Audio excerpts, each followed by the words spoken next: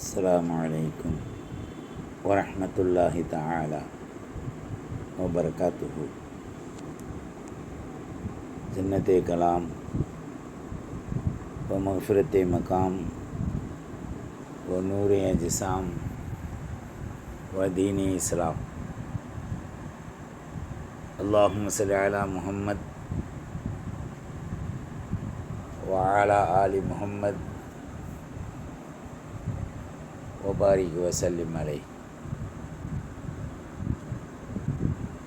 جزا الله سيدنا ونبينا حبيبنا مرشدنا ومولانا محمد رسول الله صلى الله عليه وآله وصحبه وسلم.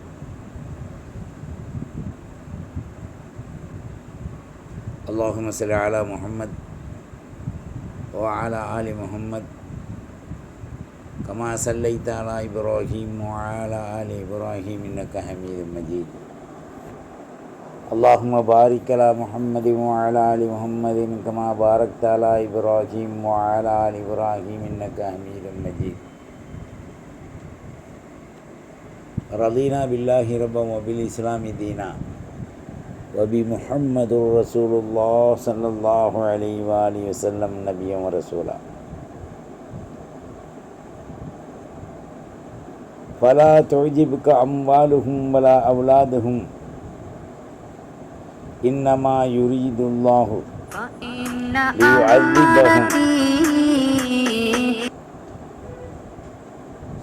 ليعذبهم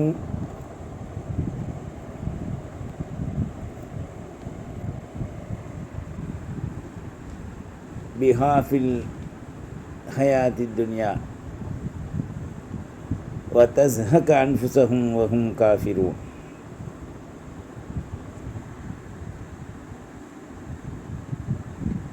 அல்லாஹ்வின் நல்லடியார்களே, இஸ்லாமிய வாலிப தோழிகளே, எல்லாமுள்ள அல்லாஹு ஜல்ல ஷானஹு தஆலா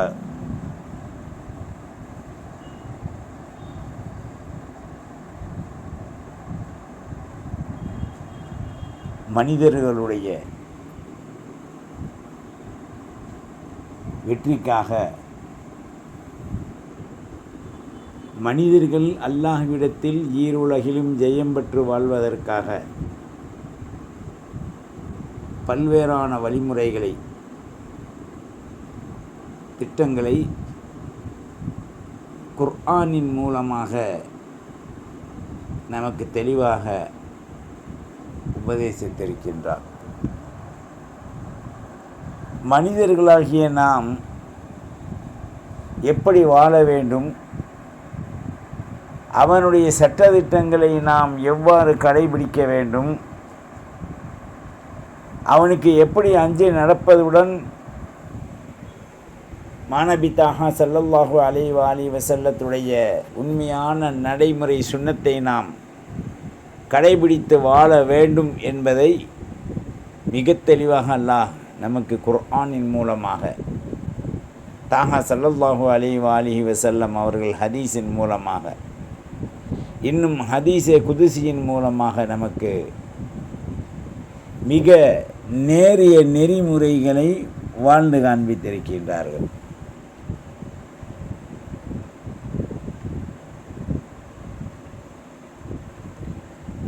அல்லாஹ் மாறுபுரிகின்றவர்களை பற்றி இங்கே கூறும்போது, இல்லா அன்னஹும் கஃபரு பில்லாஹி வ பி ரசூலிஹி, அல்லாஹ் ரசூலை யார் புறக்கணித்தார்களோ, வெறுத்தார்களோ,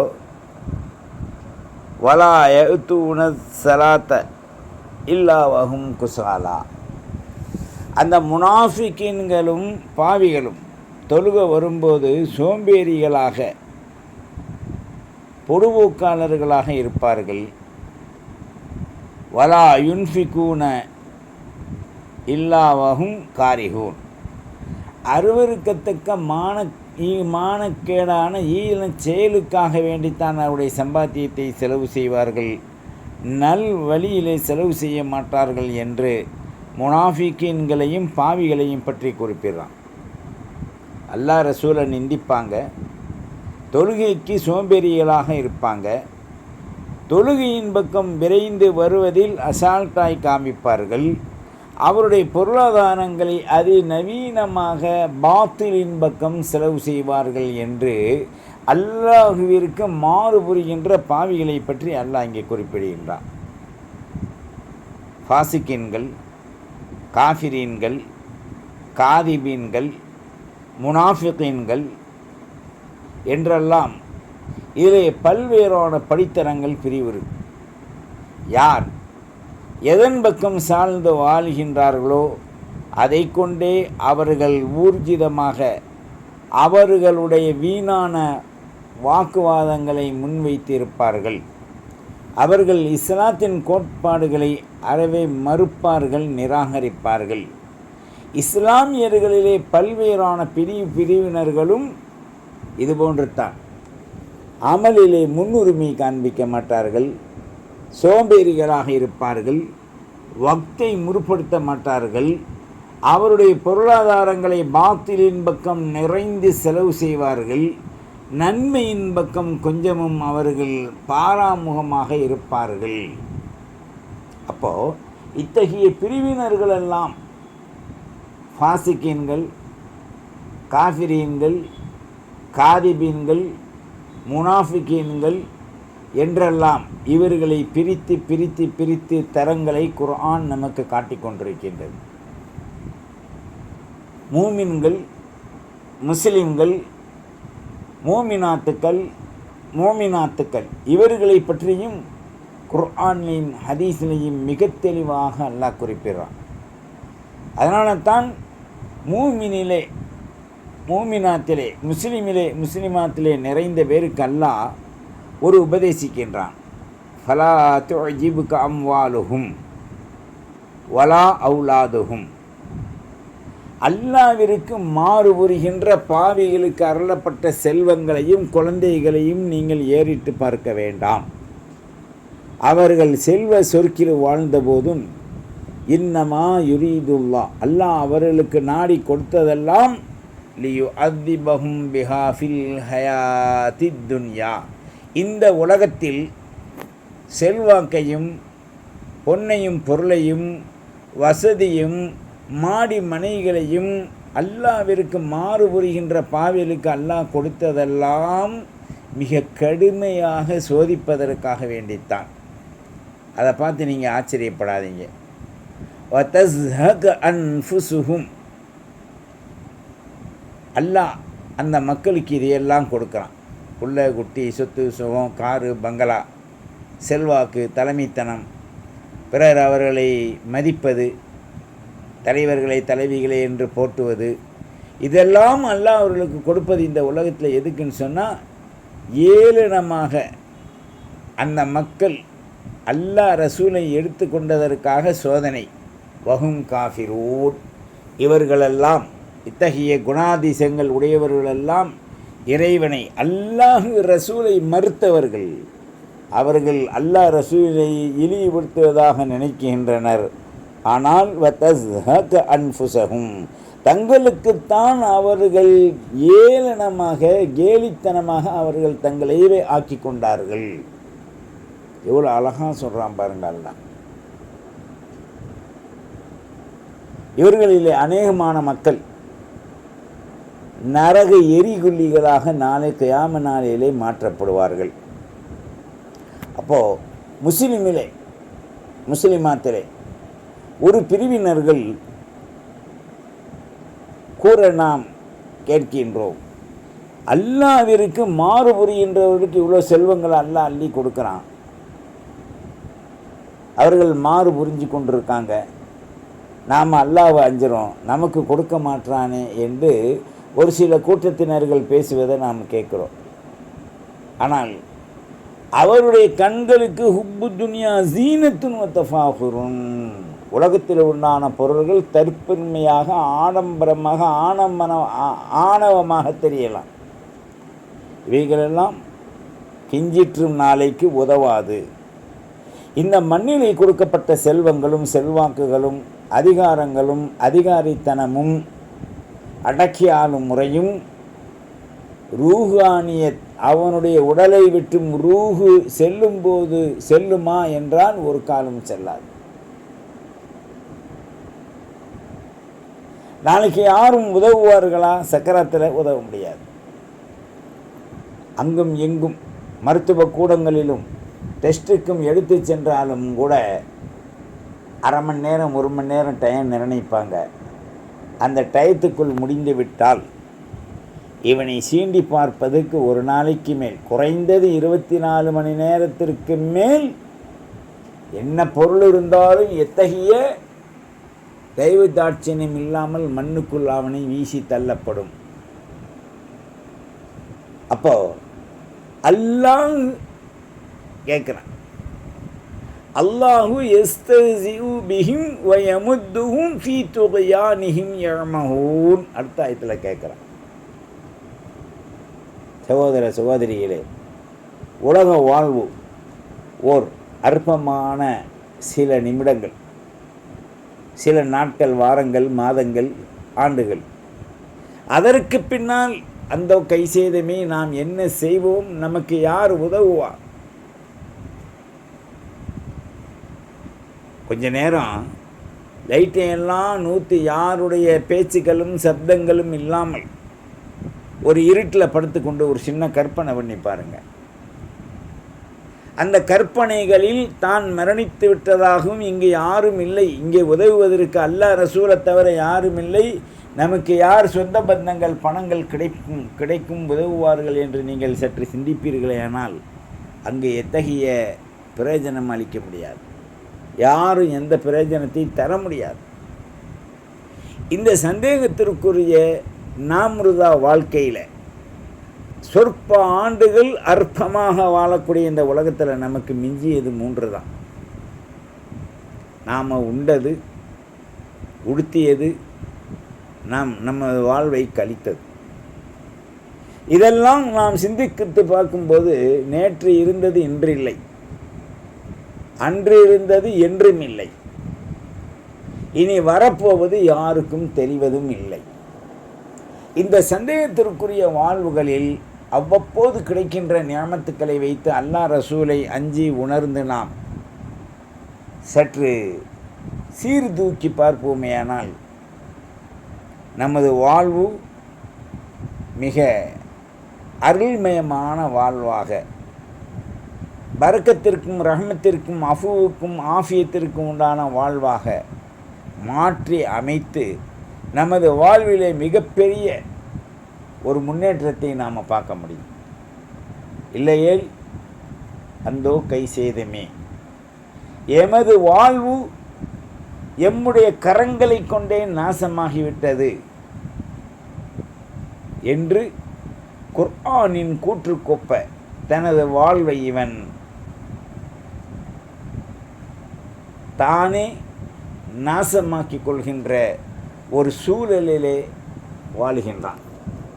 எனவேதான் மனிதர்களாகிய நாம் நற்சிந்தனைகளுடன் அல்லாஹ் ரசூல் காட்டி தந்த வழியை நாம் கண்ணும் கருத்துமாக கடைபிடித்து மதிப்பிற்குரிய மாணவி தாஹா ஸல்லல்லாஹு அலைஹி வஸல்லம் அவர்கள் நமக்கு விற்று சென்ற அந்த வாழ்வை பரிசுத்தமாக நாம் கடைபிடிக்க முயற்சிப்போமேயானால் நிச்சயமாக அல்லாஹு ஜல்ல ஷானஹு வ தஆலா நம்முடைய ஈமானில் மிக பெரும் பேரொளியை வெளிச்சத்தை கொடுத்து நாம் என்ன செய்கின்றோம், என்ன செய்ய வேண்டும், எதை செய்தால் வெற்றி மரணத்திற்கு பிறகு நமக்கு கிடைக்கும் என்பதை சற்று ஆய்வு செய்து நமது வாழ்வை பரிசுத்தமாக ஆக்க இதுபோன்ற ஆயாத்துக்களின் கருத்துக்களை சிந்தித்து நல்லோர்களின் கூற்றுக்களை கேட்டு அல்லாஹ் ரசூலை அஞ்சி வாழ அழைக்கிறது இஸ்லாம். அசட்டுத்தனமான, சோம்பேறித்தனமான, இக்கட்டான, சந்தேகத்திற்குரிய எல்லா நிலைகளையும் நாம் நமது நஃப்ஸிலிருந்து வேறறுத்து எரிந்துவிட்டு கல்பால் சிந்தித்து கண்களால் பார்த்து வாய்களால் அதை மொழிந்து அல்லாஹ் ரசூலுக்கு மாறுபடாத உண்மை விசுவாசிகளாக வாழ்வதற்குண்டான எத்தனிப்பை குர்ஆன் ஹதீஸ் இஜ்மா கியாஸின் மூலமாக நாம் பெற்று வாழ முயற்சிப்பதுடன் என் உயிர் தாகா ஸல்லல்லாஹு அலைஹி வஸல்லத்துடைய சுன்னத்தை முழுமையாக நாம் கடைபிடிக்க வேண்டும். வல்ல ரஹ்மான் நம்முடைய பாவங்களை மன்னித்து நம்மை சாலிஹீன்களுடைய கூட்டத்தில் ஆக்குவதோடு நமக்கு குர்ஆன் ஹதீஸை கொண்டு நல்ல பல விளக்கங்களை கொடுத்து நம் உயிருக்கும் மேலான அஹமதல் முர்த்தலா முஹம்மதல் முஸ்தபா ஸல்லல்லாஹு அலைஹி வஸல்லத்தினுடைய அந்த மாபெரும் மகத்துவத்தின் துபா ஷஃபாத்தை முழுமையாக வெற்றி நடையோடு நாம் அடைந்து அல்லாஹுடைய அருளையும் ரஹ்மத்தையும் பெற முயற்சிப்போமாக. வல்ல ரஹ்மான் அனைத்து துறையிலையும் நமக்கு ரஹ்மத் செய்வானாக. நாம் தெளிந்து இஸ்லாத்தை புரிந்து நல்ல பல அமல் செய்து குர்ஆனை கண்ணியம் செய்தவர்கள் கூட்டத்தில் ஆவதுடன் வெற்றியாளர்களாக ஆகுவோமாக. வாஹிர் தஅவானானில் அல்ஹம்துலில்லாஹி ரப்பில் ஆலமீன். அஸ்ஸலாமு அலைக்கும் வரஹ்மத்துல்லாஹி வபரகாத்துஹு. ஃபத்தபிஊனி அலல் இஸ்லாம் வஅதூனி மினல் முஸ்லிமீன்.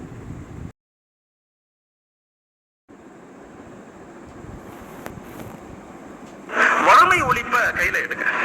தயவு செய்து நான் அது என் நண்பரா உங்கள்ட்ட ரிக்வஸ்டா வைக்கிறேன். சில குடும்பங்களை போய் சந்திங்க, போய் பாருங்க. சில குடும்பங்களை போய் பாருங்க. நான் ஒரு ஊருக்கு போயிருந்தேன். அப்ப ஃபஜ்ர் முடிச்சுட்டு அவங்க ஒரு ஏழையான குடும்பங்களை சந்திக்கிறதுக்காக அந்த பள்ளி இமாம், அந்த பள்ளி பொறுப்புதாரி, நாங்க எல்லாம் போனோம். ஒரு வீட்டுக்கு போனோம். அந்த வீட்டுல வயதான சின்ன குட்டியோன்னு குழந்தை, ஒரு பாட்டி உட்கார்ந்தாங்க. ஒரு சின்ன குழந்தை நின்னுச்சு, 3-4 வயசு 5 வயசு புள்ள. அந்த பிள்ளைகிட்ட என்ன பண்றீங்க, அம்மா எங்க? அம்மா வந்து கிளம்பிக்கிட்டு இருக்காங்க, வேலைக்கு கிளம்பிட்டு இருக்காங்கன்னு சொன்னிச்சு. அந்த அம்மா உள்ள சலாம் சொன்னோம். அந்த அம்மா உள்ள இருந்துச்சு. நாங்க பேசணும், நல்லா இருக்கீங்களா, எப்படி இருக்கீங்க, எத்தனை வருஷமா இருக்கீங்க? 8-9 வருஷமா இருக்கு. கணவன் வந்து இறந்து போயிட்டாரு. கணவன் இறந்து, என்ன செய்யறீங்க? நான் வந்து இந்த தையல் கடையில வேலை செய்யறேன், தச்சு கொடுக்குற வேலை செய்யறேன் அப்படின்னு சொன்னாங்க. உங்க எத்தனை பிள்ளைங்க? எனக்கு 3 பெண் குழந்தைங்க. 3 பெண் குழந்தைங்க. என்ன பண்றீங்க? 2 பெண் குழந்தைங்க ஸ்கூலுக்கு போயிட்டாங்க, நான் கிளம்பிக்கிட்டு இருக்கேன். இந்த குழந்தைகிட்ட நாங்க யதார்த்தமா கேட்டோம், சாப்பிட்டியான்னு கேட்டோம். அந்த குழந்தைகிட்ட 5 வயசு பிள்ளைகிட்ட.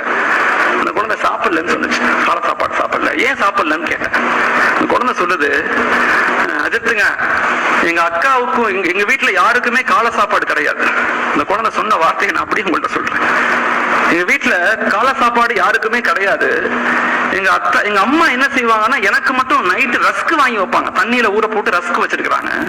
எங்க அக்காவும் எங்க 2 அக்காவும் ஸ்கூலுக்கு போன பிறகு எங்க அம்மா அந்த ரஸ்க் எனக்கு ஊட்டி விடுவாங்க, யாருக்கும் தெரியாம.